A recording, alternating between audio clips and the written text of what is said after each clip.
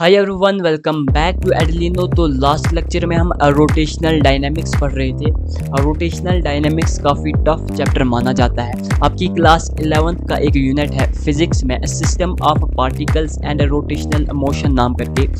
इसको हमने इस चैप्टर को हमने वन शॉट में कवर करना है और इस वन शॉट लेक्चर को हमने दो पार्ट्स में डिवाइड किया। पहला पार्ट हमने कवर कर लिया है और ये लेक्चर रोटेशनल डायनामिक्स का पार्ट 2 लेक्चर है। इस लेक्चर में हम सारे के सारे फार्मूले, सारे के सारे इंपॉर्टेंट कॉन्सेप्ट और जितने भी टॉपिक्स बचे हुए हैं अभी तक वो सारे के सारे कवर करेंगे। नीट वालों के लिए और जेडब्ल्यू वालों के लिए ये लेक्चर काफ़ी इंपॉर्टेंट रहेगा। इस लेक्चर के बाद हम आपको माइंड मैप्स भी देंगे। इन माइंड मैप्स को आप क्विक रिवीजन के लिए यूज़ कर सकते हो। तो चलिए ये पार्ट 2 लेक्चर रोटेशनल डायनेमिक्स का स्टार्ट करते हैं। लास्ट लेक्चर में हमने मोमेंट ऑफ इनर्शिया डिस्कस किया था। काफ़ी इंपॉर्टेंट टॉपिक है। इस चैप्टर का जो सबसे मेन टॉपिक मेरे अकॉर्डिंग जो माना जाता है वो मोमेंट ऑफ इनर्शिया है।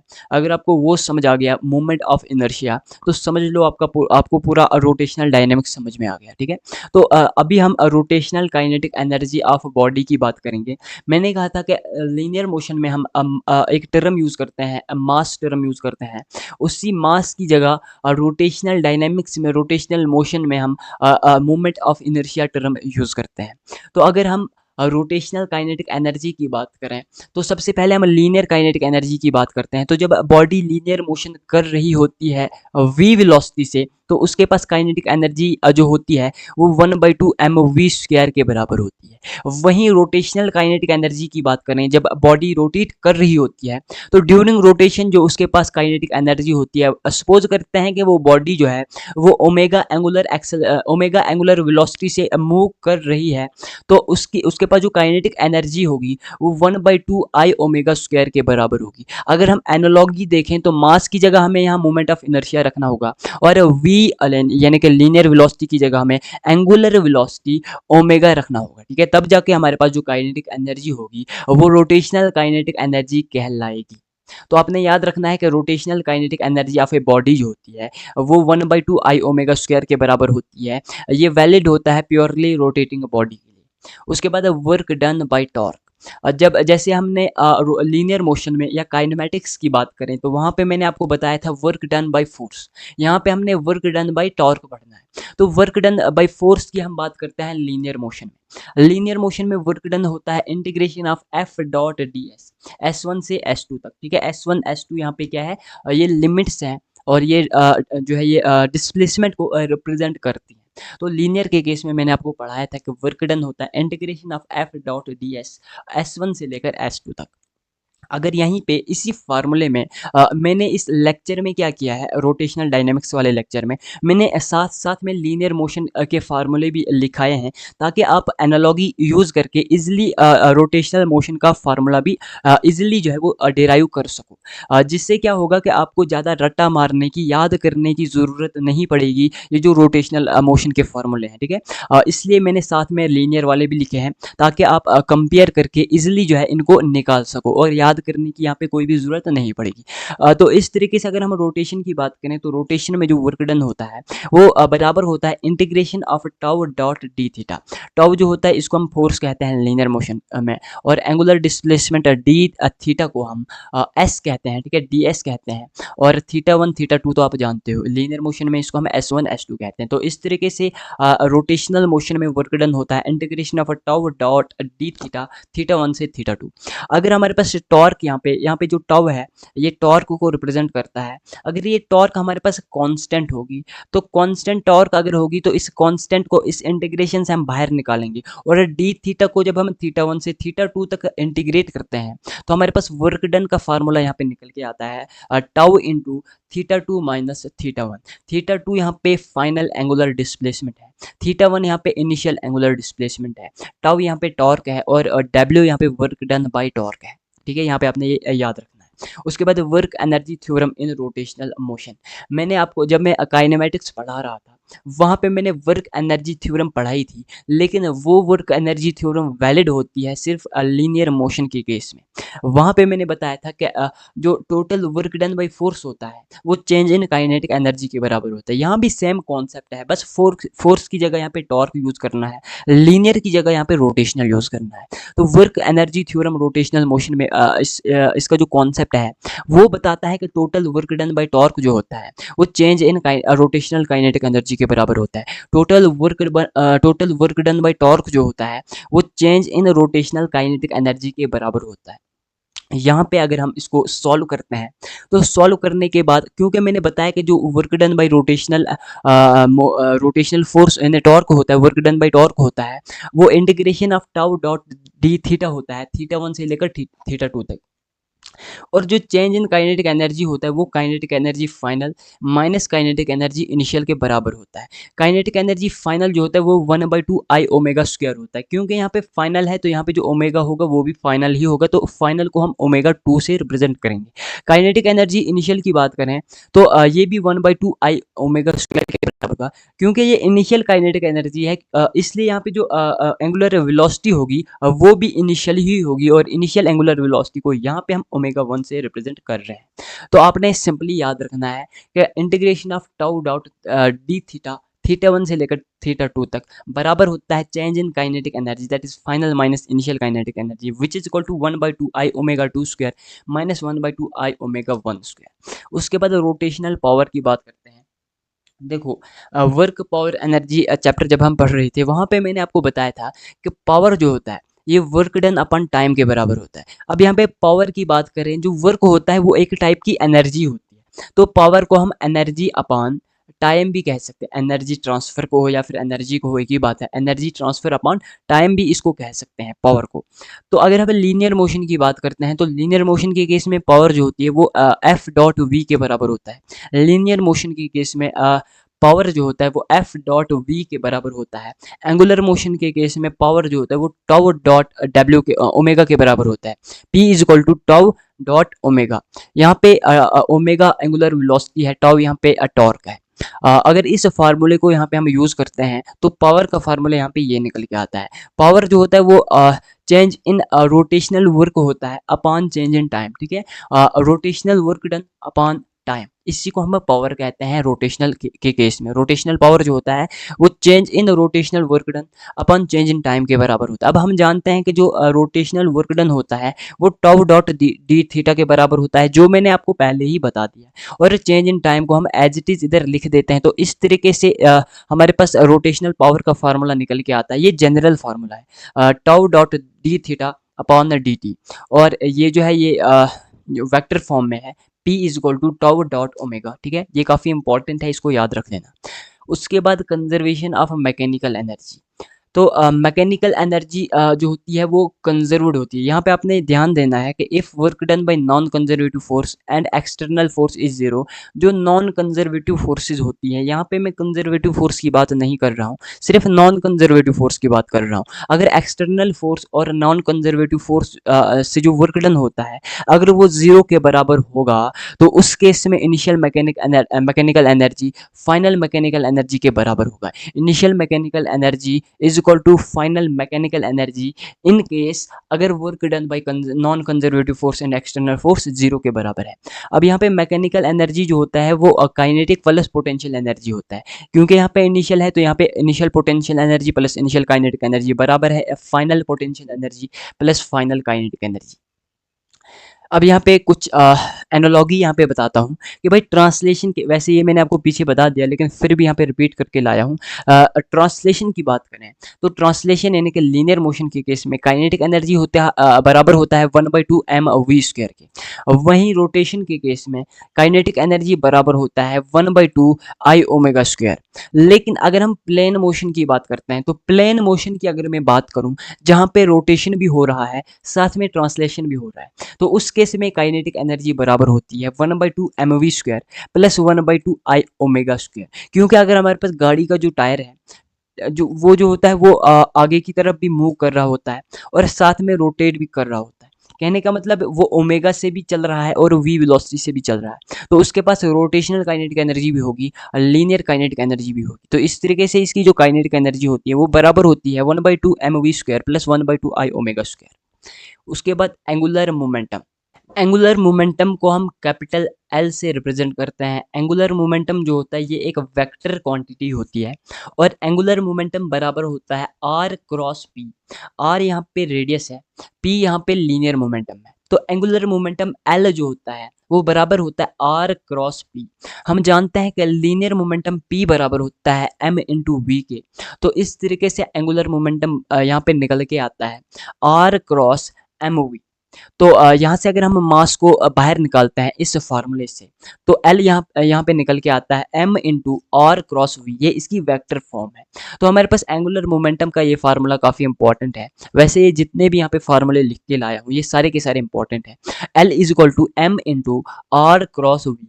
वी यहाँ पे लीनियर वेलोसिटी है और आर यहाँ पे रेडियस है, एम यहाँ पे मास है। तो एम इंटू वी यहाँ पे लीनियर मोमेंटम है और आर यहाँ पे रेडियस है, एल यहाँ पे एंगुलर मोमेंटम है।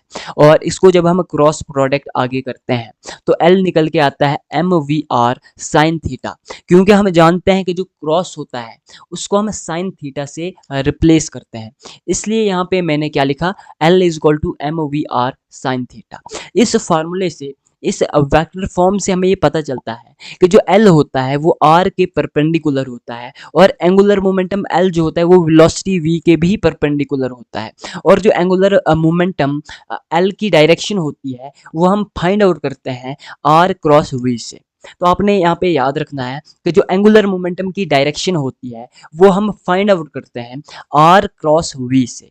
यहाँ पे अगर इस फार्मूले की तरफ हम देखें तो इस फार्मूले में अगर हम एल डॉट वी करते हैं तो वो निकल के आता है 0 के बराबर, या फिर एल डॉट आर करते हैं वो भी 0 के बराबर निकल के आता है। अगर आपको ये बातें समझ नहीं आई होंगी तो शायद आपने बेसिक मैथ अच्छे से नहीं पढ़ा होगा। अगर आपने बेसिक मैथ अच्छे से पढ़ रखा होगा तो वहाँ पे हमने आपको बिल्कुल अच्छे से पढ़ाया है कि भैया जो क्रॉस प्रोडक्ट होता है इस तरीके से, उसमें जो एल डॉट आर होता है या फिर एल डॉट वी होता है वो 0 के बराबर होता है। ये आपने क्रॉस प्रोडक्ट डॉट प्रोडक्ट में पढ़ा होगा। और यहाँ पे जो हमारे पास इस फार्मूले में हमारे पास जो आर है या फिर वी है ये परपेंडिकुलर होना चाहिए, क्योंकि एल बराबर होता है M V R sine theta. अगर इस साइन थीटा, ये जो साइन थीटा है आर, अगर ये आर के साथ होगा, यानी हमारे पास जो रेडियस आर है उसका कंपोनेंट आर साइन थीटा अगर होगा तो उस केस में ये आर साइन थीटा जो होगा ये हमारे पास क्या होगा, आर ये रेडियस का परपेंडिकुलर कंपोनेंट होगा। इस तरीके से यहाँ पे एंगुलर मोमेंटम का फार्मूला निकल के आता है M V into R perpendicular, और आर परपेंडिकुलर बराबर होगा आर साइन थीटा के।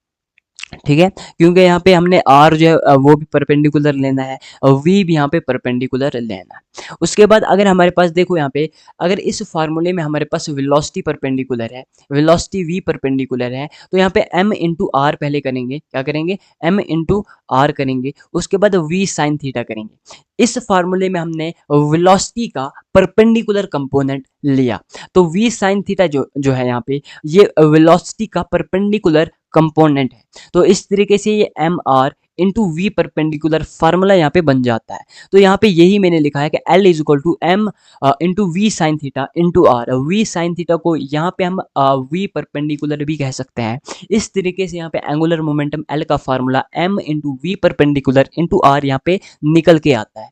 उसके बाद angular momentum in circular motion, देखो कॉन्सेप्ट बिल्कुल सेम है। जब भी सर्कुलर मोशन की बात की जाएगी, हम मान लेते हैं कि सर्कुलर मोशन में जो किसी भी ऑब्जेक्ट का, किसी भी बॉडी का जिसका मास m है उसका एंगुलर मोमेंटम L नॉट है, तो वो बराबर होगा m into V into R in case of circular motion. ठीक है, उसके बाद angular momentum of purely rotating body, अगर कोई बॉडी जो है वो प्योरली रोटेट कर रही है, कहने का मतलब है कि वो सिर्फ रोटेशन परफॉर्म कर रही है, वो कोई भी ट्रांसलेशन परफॉर्म नहीं कर रही है, तो इसी को हम कहते हैं प्योरली रोटेटिंग बॉडी।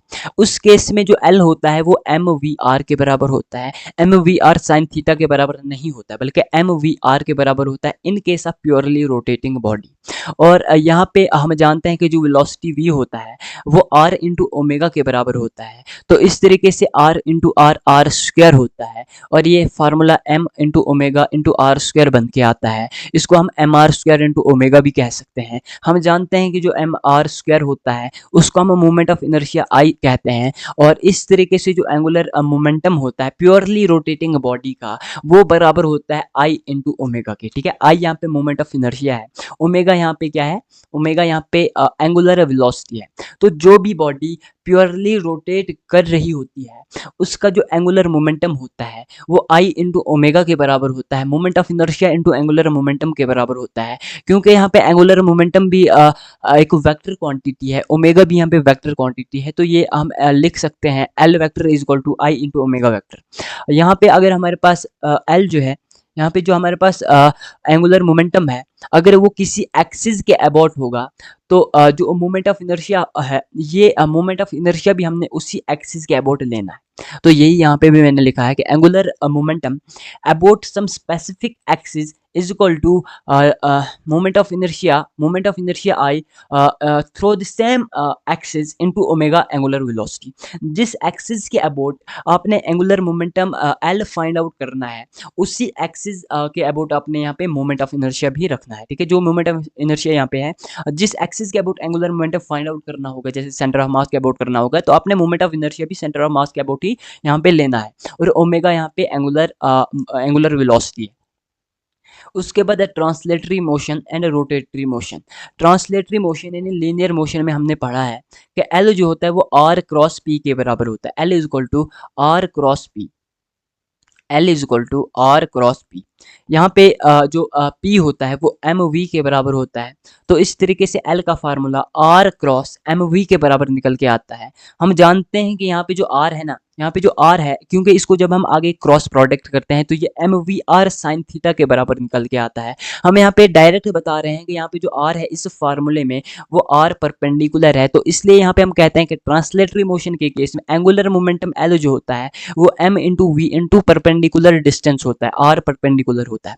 और रोटेटरी मोशन की बात करें तो जो प्योरली रोटेटिंग बॉडी होती है उसके केस में जो एंगुलर मोमेंटम L होता है वो I इंटू ओमेगा के बराबर होता है। I यहाँ पे मोमेंट ऑफ इनर्शिया है, ओमेगा यहाँ पे एंगुलर वेलोसिटी है, तो L is equal to I into omega. ये प्योरली रोटेटिंग बॉडी के केस में होता है। अगर हम एंगुलर मोमेंटम किसी स्पेसिफिक एक्सिस के अबाउट फाइंड आउट करना चाहते हैं तो मोमेंट ऑफ इनर्शिया भी आपने उसी स्पेसिफिक एक्सिस के अबाउट लेना है और ओमेगा यहाँ पे एंगुलर वेलोसिटी है। तो इस तरीके से L axis is equal to I axis into omega. यहाँ पे जो एक्सिस है ये दोनों एक्सिस सेम होनी चाहिए।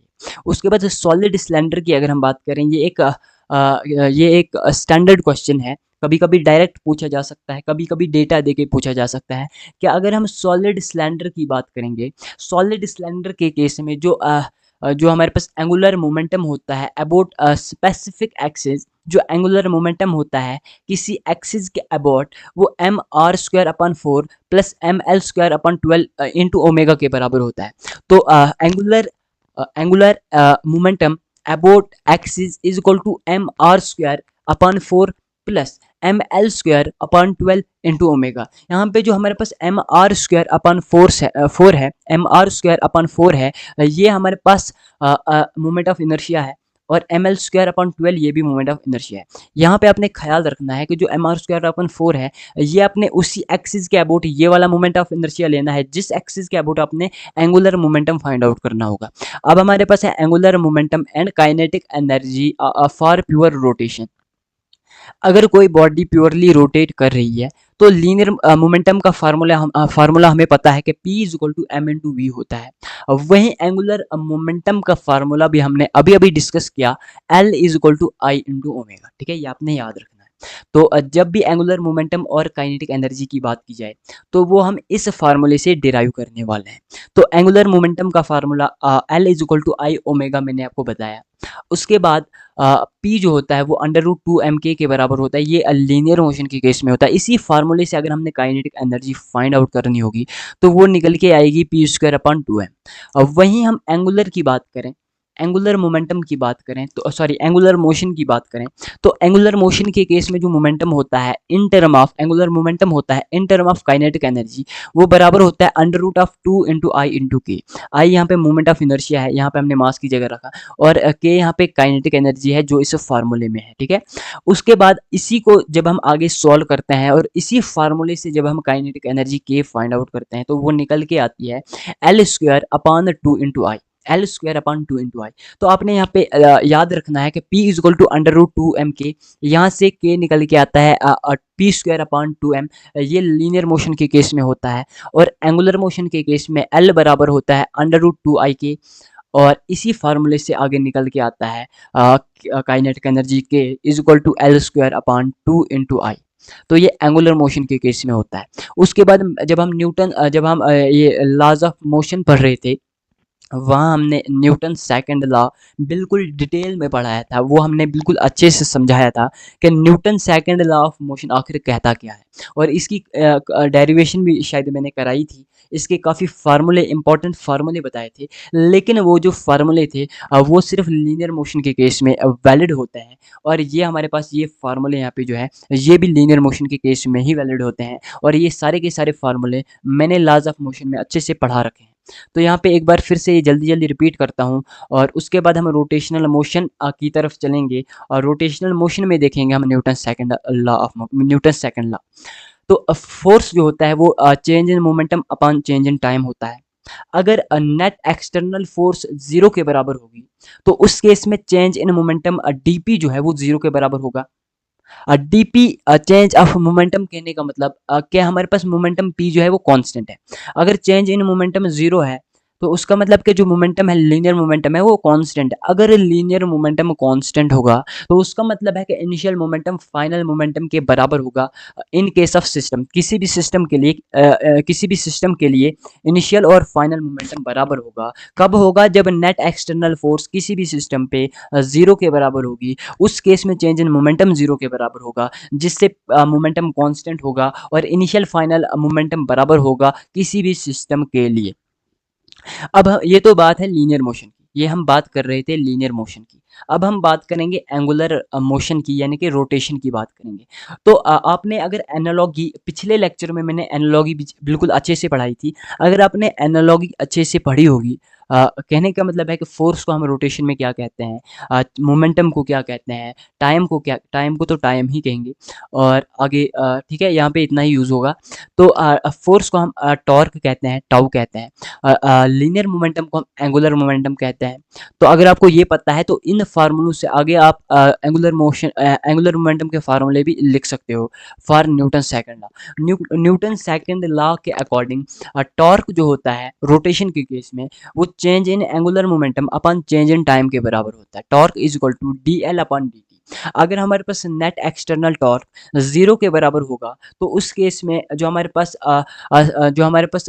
एंगुलर मोमेंटम होगा, change in angular momentum D L होगा, वो 0 के बराबर होगा।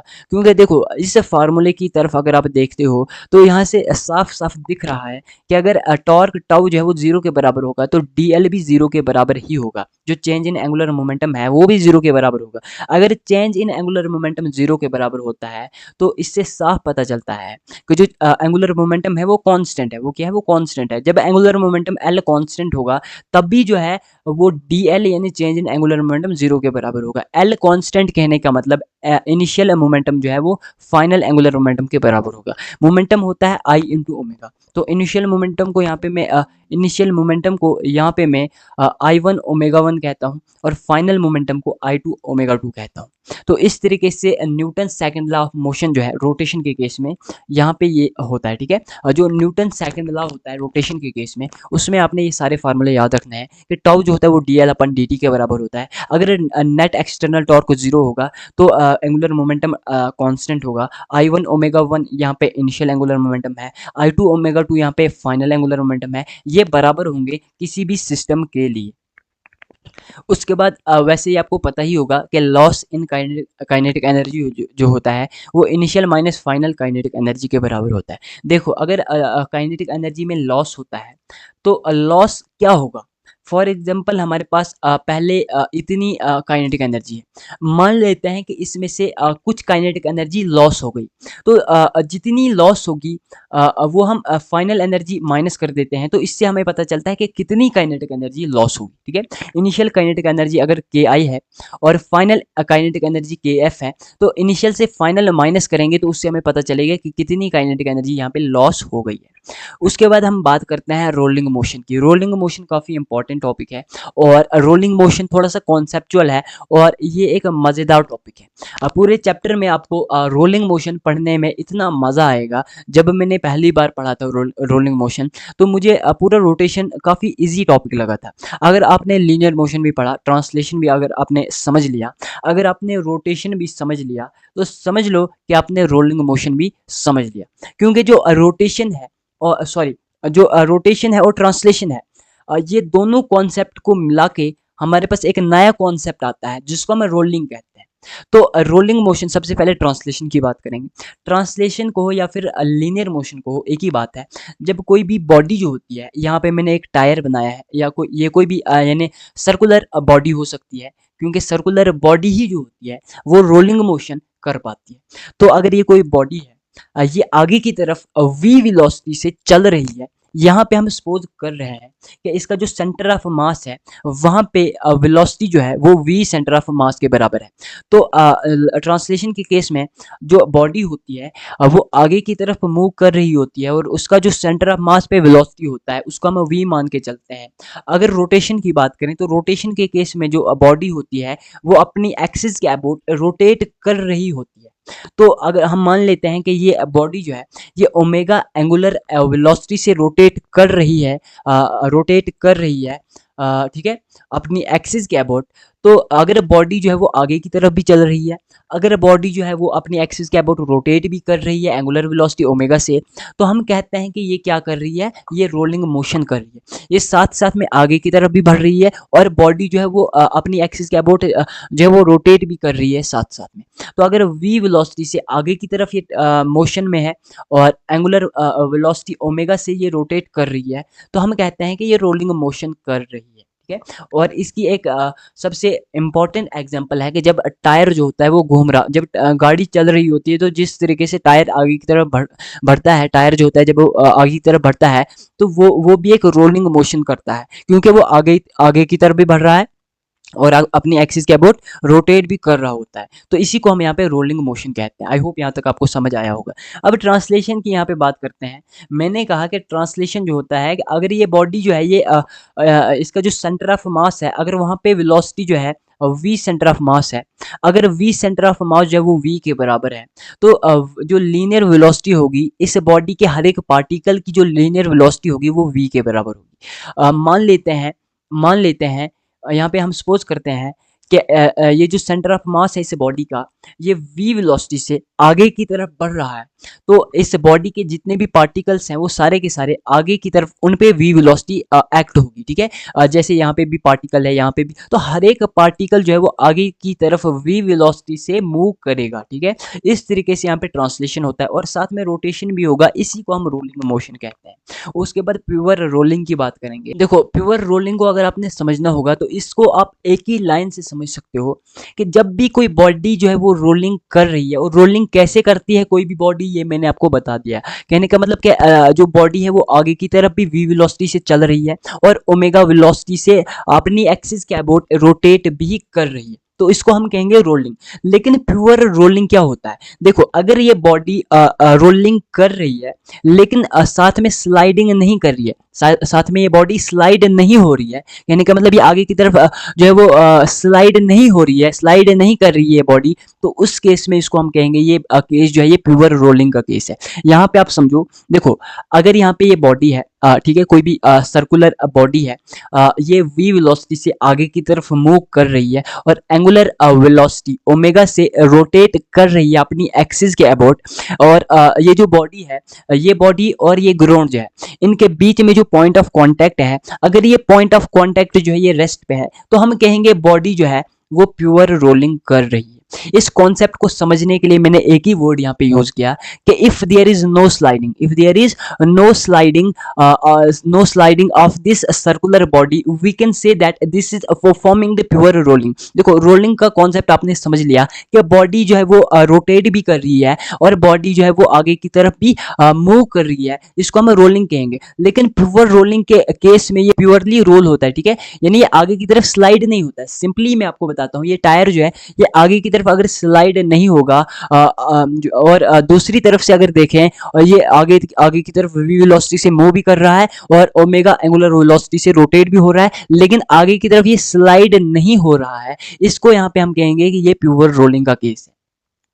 तो यही यहाँ पे भी मैंने लिखा है कि if point of contact is at rest, तो अगर पॉइंट ऑफ कांटेक्ट जो है, पॉइंट ऑफ कांटेक्ट किसका, इस बॉडी का विद रेस्पेक्ट टू ग्राउंड अगर रेस्ट पे है, तो उस केस में जो उस पॉइंट का जो वेलोसिटी होगा विद रेस्पेक्ट टू ग्राउंड वो जीरो के बराबर होगा। यानी वेलोसिटी ऑफ पॉइंट पी, इस पॉइंट को अगर यहाँ पे हम पी से रिप्रेजेंट करेंगे तो वेलोसिटी ऑफ पी जीरो के बराबर होगा, वेलोसिटी ऑफ पी जीरो के बराबर होगा। ये जो सर्कुलर बॉडी है अगर इसका रेडियस कैपिटल आर है, ये वी सी वेलोसिटी से आगे की तरफ बढ़ रही है, यहाँ पे वी सी वेलोसिटी जो है ये इस बॉडी के सेंटर ऑफ मास की वेलोसिटी है। और मैंने कहा था कि अगर सेंटर ऑफ मास की वेलोसिटी vc है तो इस बॉडी के हर एक पॉइंट की वेलोसिटी vc होगी आगे की तरफ। अब यहाँ पे इस पॉइंट ऑफ कांटेक्ट की वेलोसिटी जीरो कब होगी, जिसके केस में प्योर रोलिंग का केस होगा। तो यहाँ पे आपने समझना है कि अगर ये बॉडी जो है अगर ये ओमेगा एंगुलर वेलोसिटी से रोटेट कर रही है, तो इस पॉइंट की अगर हम बात करें तो इस पॉइंट पे भी एंगुलर वेलोसिटी ओमेगा ही होगी। लेकिन यहाँ पे अगर हम लीनियर वेलोसिटी की बात करें तो लीनियर वेलोसिटी बराबर होता है r इंटू ओमेगा, ठीक है। r यहाँ पे इसका रेडियस है, ओमेगा यहाँ पे एंगुलर वेलोसिटी है। तो वेलोसिटी की अगर यहाँ पे हम बात करें लीनियर वेलोसिटी की, तो इस पॉइंट पे पीछे की तरफ r omega linear velocity act होगी। अगर ये r ओमेगा बराबर होगा vc के, अगर यहाँ पे vc जो है जो हमारे पास वेलोसिटी एट पॉइंट p है आगे की तरफ, अगर वो r इंटू ओमेगा के बराबर होगा, कहने का मतलब जितनी वेलोसिटी पीछे की तरफ एक्ट हो रही है उतनी ही वेलोसिटी यहाँ पे आगे की तरफ एक्ट होगी। तो जब ये केस होगा उस केस में हम कहेंगे कि जो वेलोसिटी एट पॉइंट p है, net velocity at point p है, वो जीरो के बराबर होगी। और यही जो है इसी को हम कहते हैं कि इसी को हम प्योर रोलिंग कहते हैं। जब आगे की तरफ जो वेलोसिटी ऑफ सेंटर ऑफ मास होती है अगर वो r ओमेगा के बराबर होगा, r ओमेगा यहाँ पे लीनियर वेलोसिटी है पीछे की तरफ जो क्रिएट होती है due to the angular motion of the body, ठीक है। जब ये बॉडी एंगुलर मोशन यानी कि रोटेट कर रही होती है तो इस रोटेशन की वजह से इसके पास एक वेलोसिटी होती है जिसको हम एंगुलर वेलोसिटी कहते हैं। इस एंगुलर वेलोसिटी के जरिए इस बॉडी पे पीछे की तरफ एक लीनियर वेलोसिटी एक्ट होती है जिसको हम r इंटू ओमेगा कहते हैं। r यहाँ पे इस बॉडी का रेडियस है, ओमेगा यहाँ पे क्या है, ओमेगा यहाँ पे एंगुलर वेलोसिटी है जिस वेलोसिटी से ये रोटेट कर रही है। अगर ये r ओमेगा जो है ये vc के बराबर होगा, velocity of centre of mass के बराबर होगा, तो हम कह सकते हैं कि velocity of point p is equal to zero, ठीक है। इस वेलोसिटी ये जो पॉइंट p है इसकी वेलोसिटी जीरो के बराबर होगी जब vc बराबर होगा r ओमेगा के। और ये केस है प्योर रोलिंग का। जब ये होगा, जब ये हमारे पास एप्लीकेबल होगा, ठीक है, ये फार्मूला, ये कॉन्सेप्ट, तो उस केस में हम कह सकते हैं कि ये प्योर रोलिंग का केस है। उसके बाद when rolling without slipping or without sliding it is called pure rolling। ये तो मैंने आपको पहले ही बता दिया कि जब भी बॉडी रोल कर रही होती है, रोल कहने का मतलब रोटेट भी कर रही है, आगे की तरफ मूव भी कर रही है v वेलोसिटी से, तो कहने का मतलब बॉडी जो है वो रोलिंग मोशन कर रही है। लेकिन अगर रोलिंग मोशन कर रही है विदाउट स्लाइडिंग, विदाउट स्लिपिंग, उसको हम प्योर रोलिंग कहेंगे, ठीक है, उसको हम प्योर रोलिंग कहेंगे। When rolling without slipping it is called pure rolling। मैंने कहा कि रोलिंग में रोटेशन भी होता है, लीनियर मोशन भी होता है। जब रोलिंग जो होता है वो विदाउट स्लाइडिंग यानी विदाउट स्लिपिंग होता है, उस टाइप के रोलिंग को हम प्योर रोलिंग कहते हैं। जब बॉडी रोलिंग मोशन परफॉर्म कर रही होती है और साथ में स्लाइड नहीं करती है, स्लिप नहीं होती है, तो उस तरह के रोलिंग को हम प्योर रोलिंग कहते हैं। अब रोलिंग जो होता है उसके तीन केसेस होते हैं। ऐसे तो इन जनरल दो केस होते हैं। पहले केस में कि रोलिंग भी हो रही है, साथ में बॉडी स्लाइड भी कर रही है, बॉडी जो है वो स्लिप भी हो रही है। और दूसरा केस है जब स्लिप नहीं होती है। अब स्लिपिंग के दो केसेस हैं, एक है फॉरवर्ड स्लिपिंग, एक है बैकवर्ड स्लिपिंग। अब सबसे पहले हम पहले केस की बात करते हैं।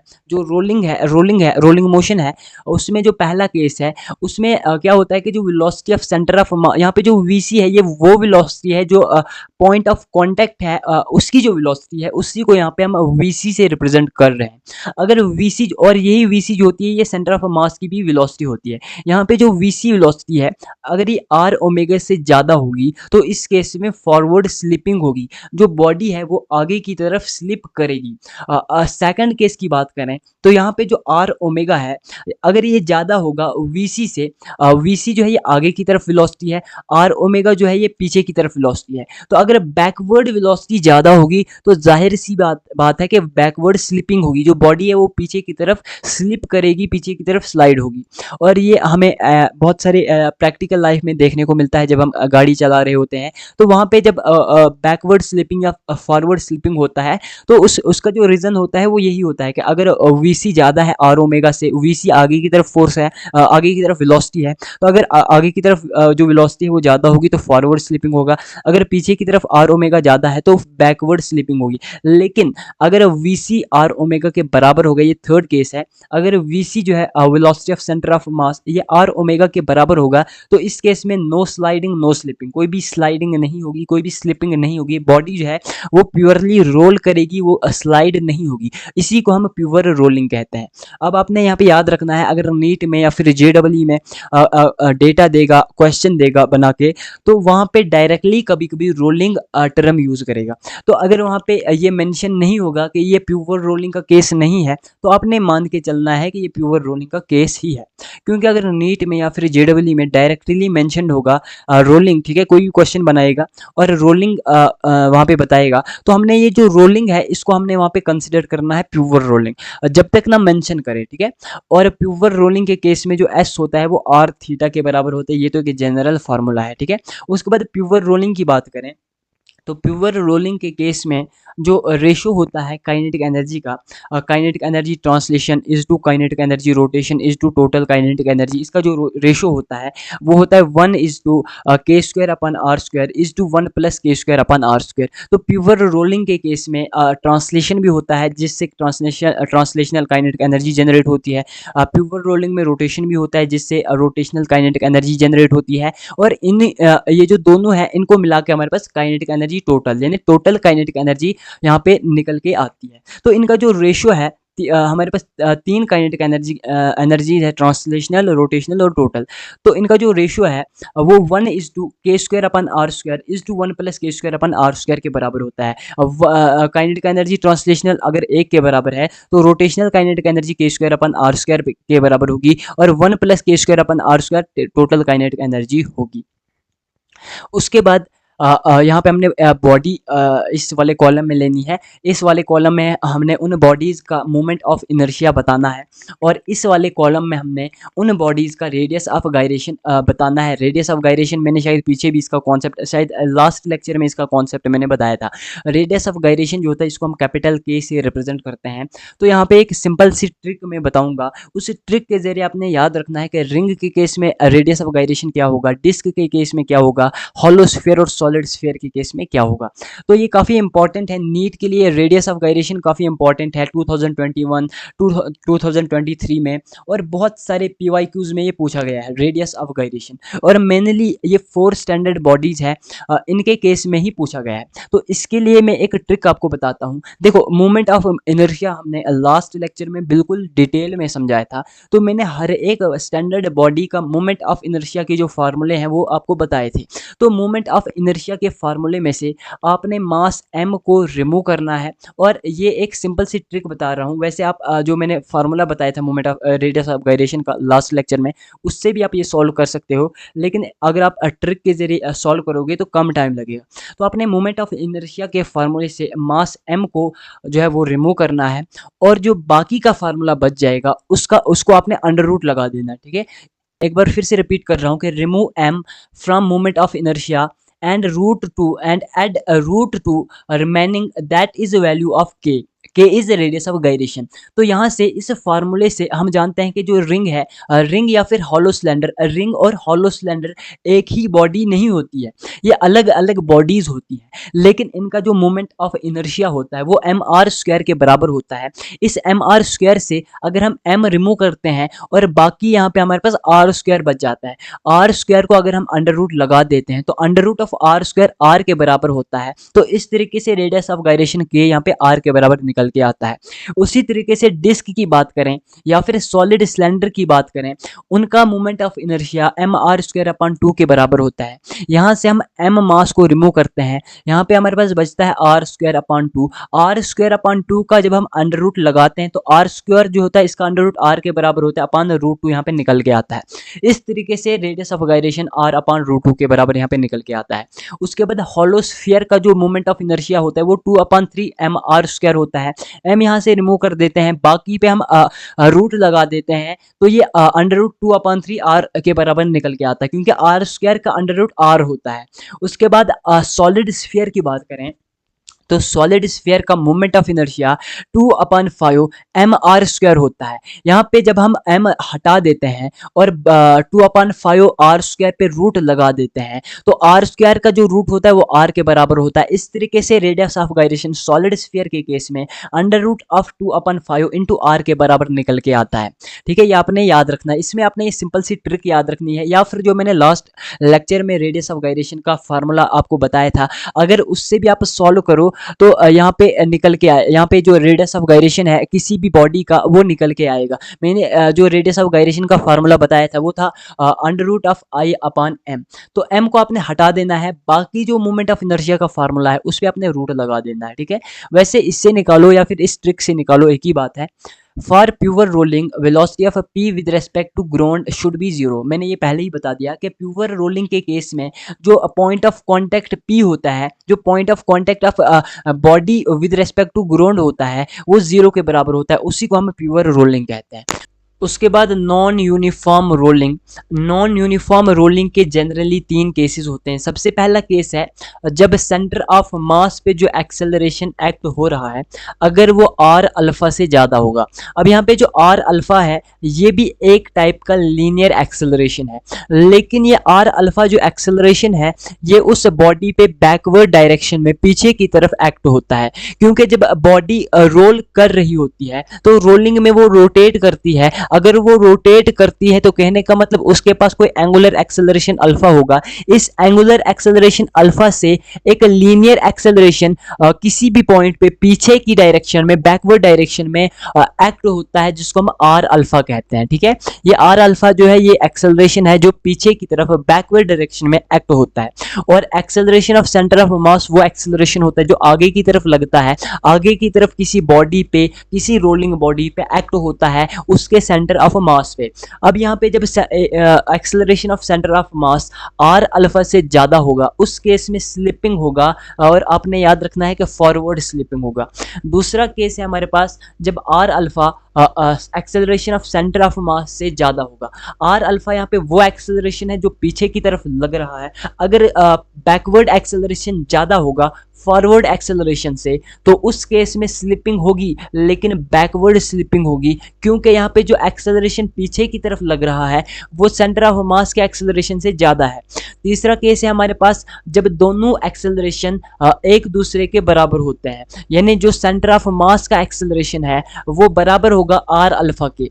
आर अल्फा यहाँ पे वो एक्सेलरेशन है जो एंगुलर एक्सेलरेशन से यहाँ पे जनरेट होता है, और जब a centre of mass R alpha के बराबर होता है उस केस में कोई भी स्लिपिंग नहीं होती है। और मैंने पहले ही बता दिया कि जब भी कोई स्लिपिंग, कोई स्लाइडिंग नहीं होती है वो प्योर रोलिंग कहलाता है, उसको हम प्योर रोलिंग कहते हैं। उसके बाद angular momentum in pure rolling. Pure rolling का कॉन्सेप्ट बिल्कुल शानदार तरीके से मैंने आपको समझाया। अगर आपको समझ नहीं आया होगा तो लेक्चर को रिपीट करके देखना। अब हम प्योर रोलिंग की बात करेंगे। प्योर रोलिंग में एंगुलर मोमेंटम क्या होता है वो हम यहाँ पे देखने वाले हैं। तो प्योर रोलिंग में जो एंगुलर मोमेंटम होता है हम सपोज करते हैं उसको हम यहाँ पे L0 से रिप्रेजेंट करते हैं। Angular momentum in pure rolling को अगर मैं यहाँ पे L0 से रिप्रेजेंट करता हूँ तो ये बराबर होगा LCOM plus R cross MV। यहाँ पे जो LCOM है ये एंगुलर मोमेंटम है सेंटर ऑफ मास का, R यहाँ पे रेडियस है, M यहाँ पे मास है और V यहाँ पे सेंटर ऑफ मास की वेलोसिटी है। एक बार फिर से रिपीट कर रहा हूँ कि जो L नॉट हमारे पास है angular momentum in pure rolling, वो बराबर होता है L of centre of mass plus R cross MV। यहाँ पे V जो है वो सेंटर ऑफ मास की वेलोसिटी है, यहाँ पे L जो है वो सेंटर ऑफ मास का एंगुलर मोमेंटम है। उसके बाद L नॉट जो होता है ये बराबर होता है I centre of mass into omega plus R cross MV। यहाँ ये सेम, दोनों फार्मूले सेम है, इसमें डिफरेंस बस इतना है कि यहाँ पे हमने इस फार्मूले में L की वैल्यू डाली, जो सेंटर ऑफ मास का एंगुलर मोमेंटम है उसकी वैल्यू जब हम इसमें पुट करते हैं तो फार्मूला ये यहाँ पे निकल के आता है। I सेंटर ऑफ मास यहाँ पे मोमेंट ऑफ इनर्शिया है सेंटर ऑफ मास का, ओमेगा यहाँ पे एंगुलर वेलोसिटी है और बाकी का फार्मूला सेम है। उसके बाद रोलिंग ऑन इंक्लाइंड प्लेन। अगर हम रोलिंग ऑन इंक्लाइंड प्लेन की बात करते हैं तो इंक्लाइंड प्लेन जनरली दो टाइप के होते हैं, एक होता है स्मूथ इंक्लाइंड प्लेन, एक होता है रफ इंक्लाइंड प्लेन। सबसे पहले हम स्मूथ इंक्लाइंड प्लेन की बात करते हैं। तो पहले इस डायग्राम को हम इस कॉन्सेप्ट को, इंक्लाइन प्लेन वाले कॉन्सेप्ट को हम एक फिगर के जरिए, एक डायग्राम के जरिए यहाँ पे समझते हैं। देखो भाई, अगर हमारे पास ये इंक्लाइन प्लेन है, इसकी जो हाइट है उसको हम स्मॉल h से अगर यहाँ पे रिप्रेजेंट करेंगे और ये जो एंगल है, इस एंगल को यहाँ पे मैं थीटा कह रहा हूँ, ये एंगल यहाँ पे थीटा है और ये जो इस इंक्लाइन प्लेन का हाइपोटेन्यूज को हो, इसको आप हाइपोटेन्यूज को हो या फिर इसको आप डिस्टेंस को हो, यहाँ से लेकर यहाँ तक का डिस्टेंस को हो या इस ट्राइंगल का हाइपोटेन्यूज को हो, एक ही बात है। इसको अगर हम S से, कैपिटल S से रिप्रेजेंट करते हैं तो जब भी स्मूथ इंक्लाइन प्लेन पे हम इसके ऊपर जो है वो M मास रखते हैं, सपोज करते हैं कि इनिशियली हम सपोज करते हैं कि ये जो M मास है ये रेस्ट पे है, ये जो M मास है ये रेस्ट पे है। अगर ये M मास रेस्ट पे है तो अगर इसका मास M है तो नीचे की तरफ इस पे एक फोर्स लगेगी जिसका नाम mg है। ये mg तो फोर्स है, लेकिन इस मास पे अगर बात की जाए डाउनवर्ड डायरेक्शन में कौन सा एक्सेलरेशन लग रहा है, तो एक्सेलरेशन की अगर बात की जाए तो इस पे नीचे की तरफ g एक्सेलरेशन लग रहा है, एक्सेलरेशन ड्यू टू ग्रेविटी लग रहा है। अगर ये एंगल थीटा है तो बेसिक मैथ में ये आपने बिल्कुल अच्छे से पढ़ रखा है कि अगर ये एंगल थीटा है और ये नीचे की तरफ g एक्सेलरेशन है तो इस g एक्सेलरेशन का कंपोनेंट इस तरफ जो होगा वो g साइन थीटा होगा। कहने का मतलब है अगर ये एंगल थीटा है और इस बॉडी m पे नीचे की तरफ acceleration due to gravity g लग रहा है तो इस g का जो कंपोनेंट होगा इस तरफ नीचे की तरफ वो g साइन थीटा होगा।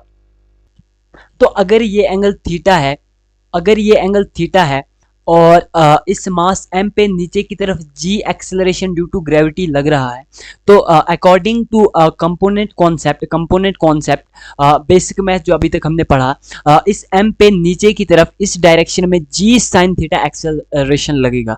अगर ये m मास जो है वो रेस्ट पे है इनिशियली तो इस एक्सेलरेशन ड्यू टू ग्रेविटी की वजह से इस m मास पे इस तरफ जो है g साइन थीटा एक्सेलरेशन लगेगा। इस g साइन थीटा एक्सेलरेशन की वजह से ये m मास नीचे की तरफ मूव करेगा इस इंक्लाइंड प्लेन पे। अब कुछ टाइम बाद ये m मास इधर नीचे पहुंचेगा और ये जो m मास यहाँ पे नीचे पहुंचा ये इसकी फाइनल पोजीशन है, ये इनिशियल पोजीशन है, ये फाइनल पोजीशन है। अब यहाँ पे आपने ध्यान में रखना है कि इस वाले केस में जो ये m मास की बॉडी है, ऑब्जेक्ट है, ये यहाँ पे स्लिप कर रहा है या फिर स्लाइड कर रहा है। अब कुछ फार्मूले यहाँ पे हैं, ये फार्मूले आपने याद रखने हैं। ये जो m मास है ये इस एक्सेलरेशन की वजह से g साइन थीटा एक्सेलरेशन की वजह से नीचे की तरफ स्लाइड करेगा और फाइनली यहाँ पे बॉटम पे पहुंच जाएगा। जिस एक्सेलरेशन से ये बॉडी स्लाइड करेगी m मास की बॉडी, वो एक्सेलरेशन बराबर होती है g साइन थीटा की। थीटा यहाँ पे एंगल है, मैंने आपको बताया। g यहाँ पे एक्सेलरेशन ड्यू टू ग्रेविटी है जिसकी वैल्यू 9.8 होती है और कभी कभी 10 के अप्रोक्सीमेटली भी इसको लेते लेते हैं बहुत सारे क्वेश्चंस में, वो डिपेंड करता है कि क्वेश्चन में क्या पूछा है, क्वेश्चन में गिवन है कि नहीं है। अब यहाँ पे देखो वेलोसिटी, जो वेलोसिटी है उस m मास ऑब्जेक्ट की, वो उसके मास पे डिपेंड नहीं करेगी, वो डिपेंड करेगी कि उस इंक्लाइन प्लेन की हाइट क्या है। हाइट यहाँ पे क्या है ये मैंने आपको बता दी, ये इसकी हाइट है। अब यहाँ पे देखो वो वेलोसिटी, जिस वेलोसिटी से वो m मास का ऑब्जेक्ट उस इंक्लाइन प्लेन पे स्लाइड करेगा, वो बराबर होती है वेलोसिटी √2gh। वो वेलोसिटी बराबर होती है √2gh। इस वेलोसिटी से वो m मास का ऑब्जेक्ट उस इंक्लाइन प्लेन पे स्लाइड करता है। अब इसी को आगे जब हम सॉल्व करते हैं, जो h है वो s sin थीटा के बराबर अगर हम सपोज करते हैं, यहाँ पे जो हाइट h है उसको हम s sin थीटा के बराबर अगर मानते हैं, देखो ये बेसिक सी चीज़ें हैं, ये आपने बेसिक मैथ में पढ़ी होंगी कि यहाँ पे अगर हाइट h की बात करें, अगर ये एंगल थीटा है और ये हाइट h है, तो ये हाइट h बराबर होगी s sin थीटा की, s sin थीटा के बराबर होगी, क्योंकि sin थीटा होता है, sin थीटा बराबर होता है ये परपेंडिकुलर h अपॉन हाइपोटेन्यूज। तो इसी फार्मूले से h निकल के आता है s sin थीटा। ठीक है, ये बिल्कुल बेसिक सा कॉन्सेप्ट है।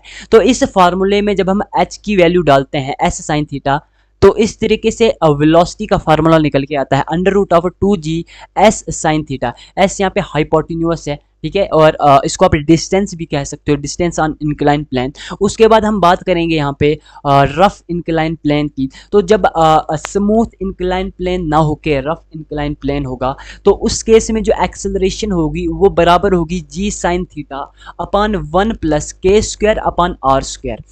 Acceleration a = g sin theta upon 1 + k² upon r²। ये वो एक्सेलरेशन है जिस एक्सेलरेशन से रफ इंक्लाइन प्लेन पे कोई बॉडी नीचे की ओर मूव करती है, और जो वर्क डन बाय फ्रिक्शन होता है रफ इंक्लाइन प्लेन पे वो 0 के बराबर होता है। ये बिल्कुल बेसिक सी बात है। उसके बाद इसी फार्मूले को आगे जब हम लेते हैं, तो यहाँ से वेलोसिटी का फार्मूला निकल के आता है √2gh upon 1 + k² upon r²। ये वो एक्सेलरेशन है जिस एक्सेलरेशन से m मास की बॉडी रफ इंक्लाइन प्लेन पे मूव करती है, और ये वो वेलोसिटी, ये v वेलोसिटी वो वेलोसिटी है जिस वेलोसिटी से रफ इंक्लाइन प्लेन पे कोई भी m मास की बॉडी मूव करती है, ये वेलोसिटी है, और ये बराबर होती है √2gh upon 1 + k² upon r²। अब यहाँ जो ये टर्म है k² अपॉन r², इस टर्म से, इस फार्मूले से हमें बहुत सारी चीज़ें यहाँ पे सीखने को मिलती हैं। सबसे पहले आपने याद रखना है कि ये प्योर रोलिंग का केस है, इसमें कोई भी स्लिपिंग नहीं होती है। इंक्लाइन प्लेन की अगर बात करेंगे तो इंक्लाइन प्लेन में प्योर रोलिंग होता है। ठीक है, प्योर रोलिंग होता है, कोई भी स्लिपिंग नहीं होती है। इस वेलोसिटी की अगर बात करें तो इसके केस में कोई भी स्लिपिंग नहीं होती है। अगर स्लिपिंग नहीं होगी तो ये प्योर रोलिंग का केस है। अब यहाँ पे देखो, अगर हम डिफरेंट मासेस इस इंक्लाइन प्लेन के ऊपर रखते हैं, तो कौन सा मास सबसे जल्दी नीचे बॉटम पे पहुंचेगा। ठीक है, कौन सा मास सबसे पहले बॉटम पे पहुंचेगा, तो वो डिपेंड करेगा कि जिसकी वेलोसिटी v ज़्यादा होगी। अब वेलोसिटी v ज़्यादा किसकी होगी, आपने इस फार्मूले से ही समझना है। ठीक है, अब देखो, which body reaches bottom earlier, कौन सी बॉडी इस इंक्लाइन प्लेन पे बॉटम पे जल्दी पहुंचेगी, तो जिसका k² अपॉन r² की वैल्यू कम होगी। क्योंकि यहाँ पे देखो, इस फार्मूले की तरफ अगर आप अच्छे से देखोगे तो इस फार्मूले से हमें साफ साफ दिख रहा है कि जो वेलोसिटी v है वो k² अपॉन r² के अंडर रूट के इनवर्सली प्रोपोर्शनल है। हम यहाँ पे सिंपली कह सकते हैं कि वेलोसिटी k² अपॉन r² के इनवर्सली प्रोपोर्शनल है।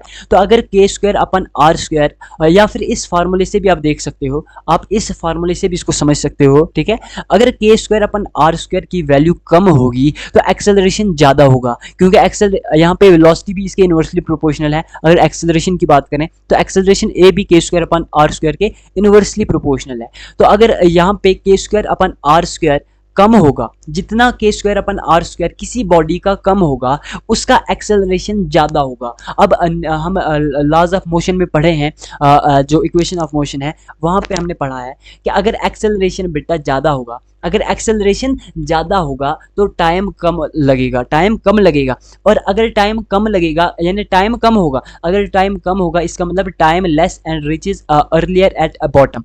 यहाँ पे आपने समझना है कि देखो, अगर k² अपॉन r² की वैल्यू कम है तो इस फार्मूले से साफ साफ दिख रहा है कि एक्सेलरेशन की वैल्यू उससे ज़्यादा होगी। अब एक्सेलरेशन अगर ज़्यादा होगी, एक्सेलरेशन ज़्यादा होने से बॉडी जो है वो बॉटम पे जल्दी पहुँचेगी। अगर एक्सेलरेशन और वेलोसिटी ज़्यादा होगी तो उससे बॉडी जल्दी पहुंचेगी बॉटम पे, कहने का मतलब टाइम कम लगेगा। अगर टाइम कम लगेगा तो बॉडी जो है वो रीचेज अर्लियर एट बॉटम।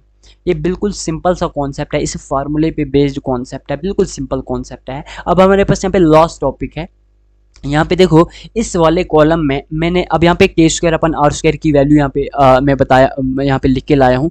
अब देखो कभी कभी अगर के स्क्वायर अपन आर स्क्वायर की वैल्यू पूछी जाए और ऑप्शंस में देगा कि किस बॉडी का जो के स्क्वायर अपन आर स्क्वायर का रेशियो है वो किस बॉडी का सबसे ज़्यादा है, तो जो स्टैंडर्ड बॉडीज़ हैं यहाँ पे मैं सिर्फ मेन बॉडीज़ का ये रेशियो लिख के लाया हूँ, ठीक है। तो सबसे पहले रिंग की बात करते हैं या फिर हॉलोस्फीयर की बात करते हैं। तो इस वाले कॉलम में मैंने मोमेंट ऑफ इनर्शिया आई लिखा है और नीचे वाले कॉलम में मैंने के स्क्वायर अपन आर स्क्वायर की वैल्यू लिखी है। तो सबसे पहले रिंग या फिर हॉलो सिलेंडर की बात करें तो हम जानते हैं कि इन दोनों बॉडीज का मोमेंट ऑफ इनर्शिया सेम होता है, एम आर स्क्वायर के बराबर होता है और इनका जो के स्क्वायर अपन आर स्क्वायर की वैल्यू होती है वो 1 के बराबर होती है। अगर हम डिस्क की बात करें या फिर सॉलिड सिलेंडर की बात करें तो इन दोनों बॉडीज का जो मोमेंट ऑफ इनर्शिया आई होता है वो एम आर स्क्वायर अपन 2 के बराबर होता है और डिस्क या फिर सॉलिड सिलेंडर के केस में के स्क्वायर अपन आर स्क्वायर की वैल्यू 1/2 यानी 0.5 के बराबर होती है। वहीं अगर हम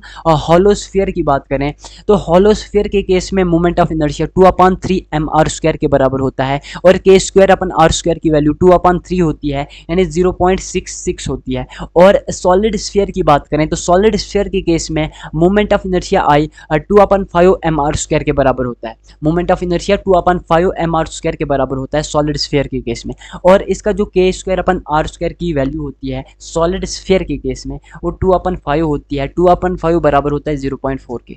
तो यहाँ से अगर इन वैल्यूज़ को हम कंबाइन करें, कंपेयर करें तो इन वैल्यूज़ से हमें साफ साफ दिख रहा है कि जो के स्क्वायर अपन आर स्क्वायर की जो वैल्यू है वो सबसे ज़्यादा यहाँ पे रिंग या फिर हॉलो सिलेंडर के केस में दिख रही है और उससे कम हॉलो स्फीयर के केस में है, उससे कम डिस्क या फिर सॉलिड सिलेंडर के केस में है और उससे कम सॉलिड स्फीयर के केस में। तो सबसे ज्यादा वैल्यू जो के स्क्वायर अपन आर स्क्वायर की है वो रिंग या फिर हॉलो सिलेंडर के केस में और सबसे कम सॉलिड स्फीयर के केस में।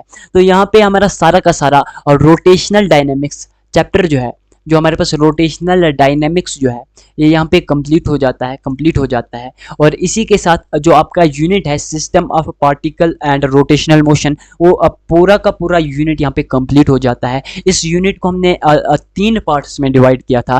पहले पार्ट में हमने सेंटर ऑफ मास डिस्कस किया था, दूसरे पार्ट में हमने रोटेशनल डायनेमिक्स का पार्ट 1 पढ़ा था, तीसरे पार्ट में हमने रोटेशनल डायनेमिक्स का पार्ट 2 लेक्चर देखा था और यही रोटेशनल डायनेमिक्स का पार्ट 2 लेक्चर है। और यहाँ पे पूरा का पूरा रोटेशनल डायनेमिक्स कंप्लीट हो जाता है।